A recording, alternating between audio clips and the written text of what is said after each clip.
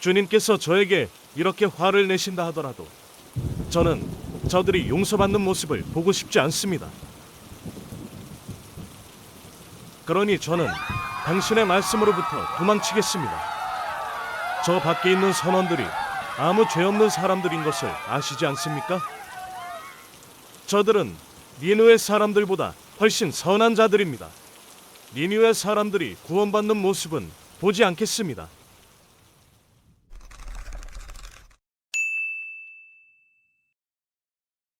요나는 원래 바다 사람이 아니었습니다.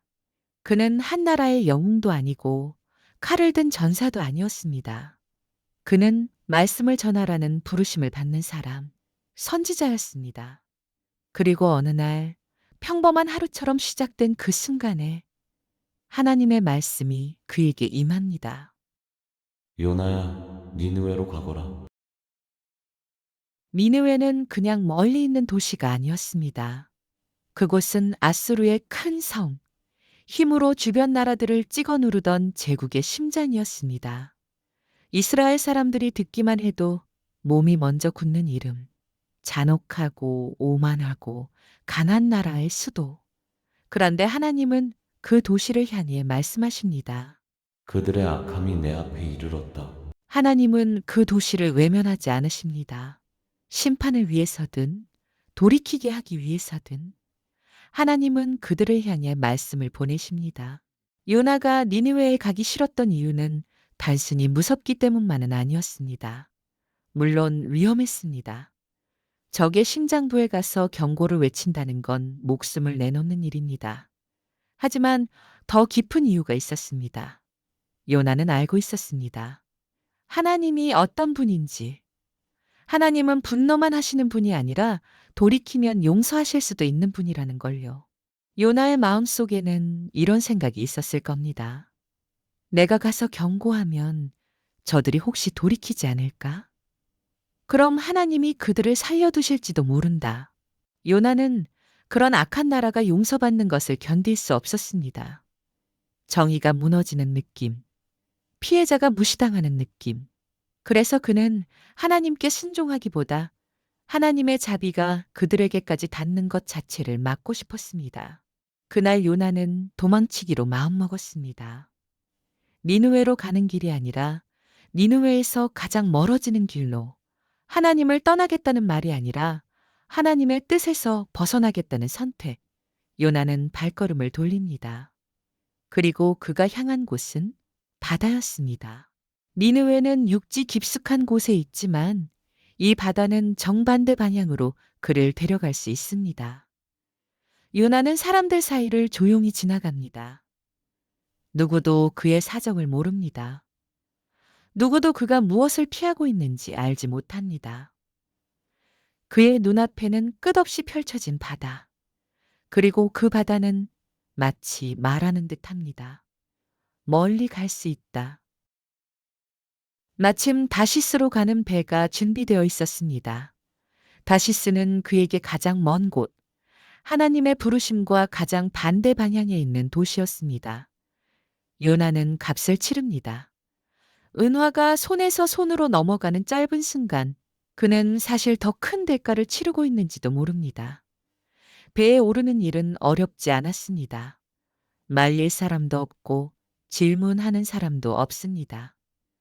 그는 마지막으로 육지를 한 번 더 바라봤습니다. 돌아갈 기회는 아직 있습니다. 지금이라도 내려설 수 있습니다. 하지만 요나는 고개를 돌렸습니다. 그리고 배는 부두를 떠났습니다.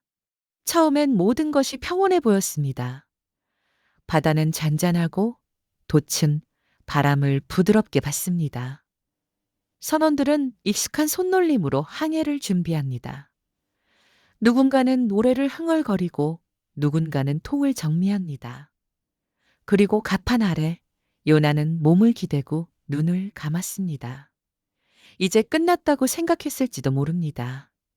이제는 벗어났다고, 이제는 들리지 않을 거라고. 그러나 하나님은 바다를 그냥 두지 않으셨습니다. 바람이 방향을 바꿔 멀리 있던 구름이 빠르게 몰려왔습니다. 돛은 순식간에 거칠게 뒤틀리고 배는 흔들리기 시작했습니다.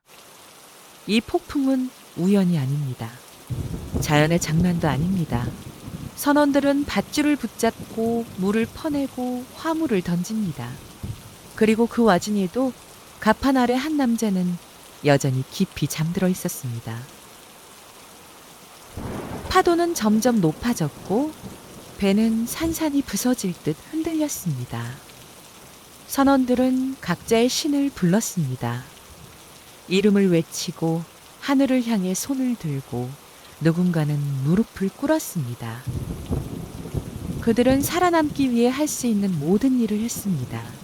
하지만 폭풍은 약해지지 않았습니다. 그때 선장은 깨달았습니다. 배에 탄 모든 사람이 싸우고 있는데 한 사람만 보이지 않는다는 것을. 그는 급히 갑판 아래로 내려갔습니다. 그리고 그곳에서 폭풍광과는 다른 고요 속에 깊이 잠든 한 남자를 발견했습니다. 선장은 그를 흔들어 깨웠습니다.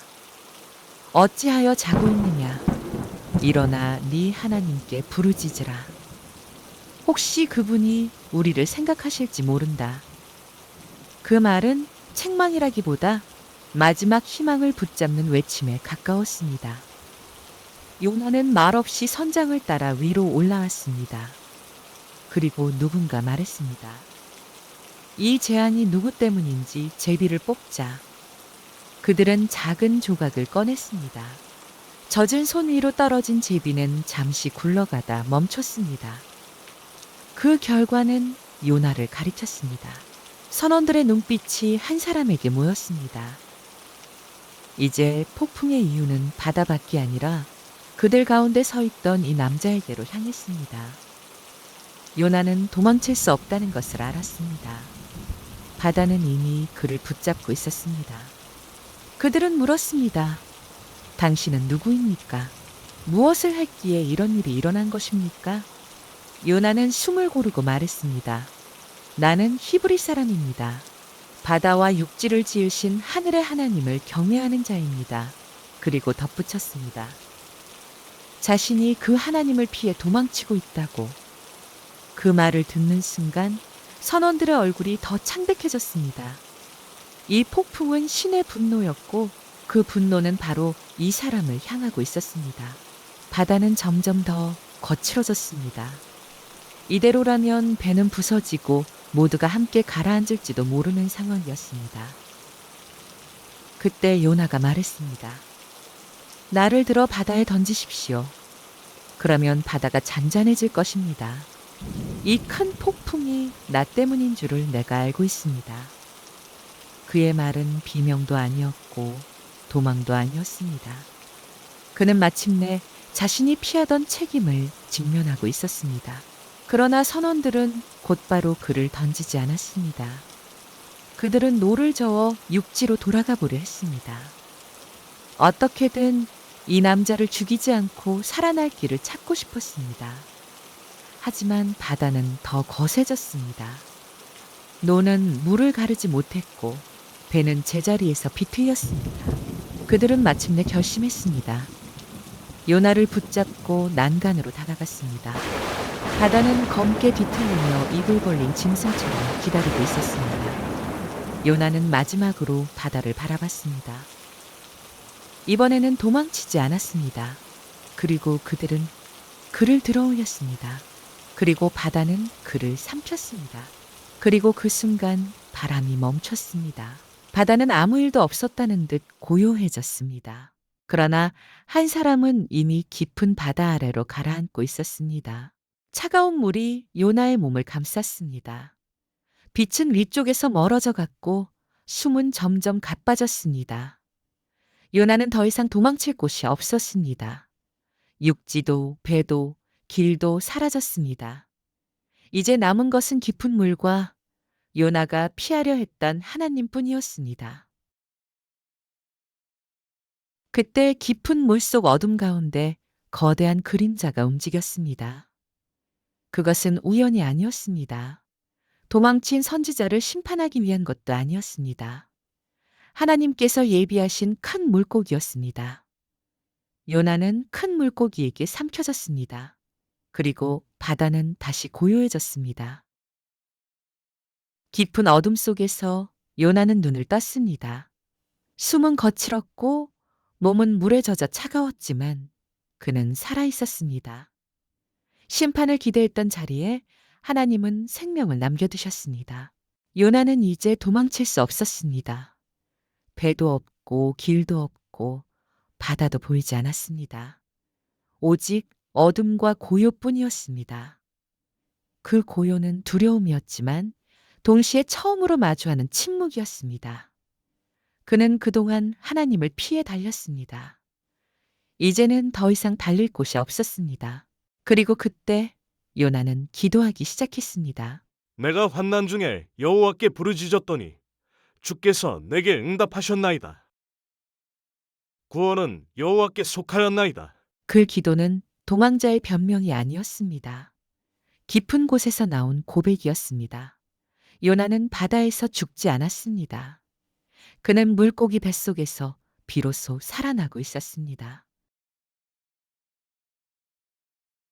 잠시 뒤 거친 물살이 요나를 밀어냈습니다. 어둠은 끝났고 빛이 그의 눈을 덮쳤습니다. 요나는 다시 숨을 쉬었습니다. 그는 바다에 삼켜졌던 자였지만 이제는 육지로 던져진 사람이었습니다. 도망치던 선지자는 이제 다시 땅을 밟고 있었습니다. 죽음의 깊은 곳에서 요나는 다시 시작점으로 돌아왔습니다. 요나야, 니느웨로 가거라. 이번에는 다른 길이 제시되지 않았습니다. 바다도, 배도, 도망도 이제는 남아있지 않았습니다. 요나는 조용히 일어났습니다. 이번에는 발걸음을 돌리지 않았습니다. 니느웨는 도시를 가로지르려면 사흘은 걸린다고 할 만큼 큰 도시였습니다. 하지만 요나는 하루만 걸었습니다. 해가 떠 있는 동안 거리에서 거리로 옮겨 다니며 그는 한 문장을 반복했습니다. 40일이 지나면 니느웨가 무너지리라. 그는 길게 설명하지 않았습니다. 설득하지도 않았습니다. 그는 다만 선포했습니다. 그런데 그 한 문장이 도시를 흔들기 시작했습니다. 그 말은 시장을 지나 골목으로 번졌습니다. 처음에는 몇 사람이 멈췄고 곧 더 많은 사람이 귀를 기울였습니다. 니느웨 사람들은 그 말을 가볍게 넘기지 않았습니다. 그들은 믿었습니다. 그리고 금식을 시작했습니다. 높은 사람도 낮은 사람도 베옷을 입었습니다. 그 소식은 왕에게까지 전해졌습니다. 왕은 자리에서 일어났습니다. 왕관을 내려놓고 화려한 옷을 벗었습니다. 그리고 제위에 앉았습니다. 왕은 명령했습니다. 사람도 짐승도 먹지 말 것, 모두가 힘써 하나님께 부르짖을 것, 각기 악한 길과 손으로 행한 강포에서 돌이킬 것. 니느웨는 멈추었습니다. 거대한 도시는 움직임을 멈췄습니다. 그들은 40일을 기다렸습니다. 하나님은 그들의 행동을 보셨습니다. 그들이 악한 길에서 돌이킨 것을 보셨습니다. 그리고 뜻을 돌이키셨습니다. 니느웨는 무너지지 않았습니다. 도시는 그대로 남았습니다. 그러나 요나는 기뻐하지 않았습니다. 요나는 알고 있었습니다.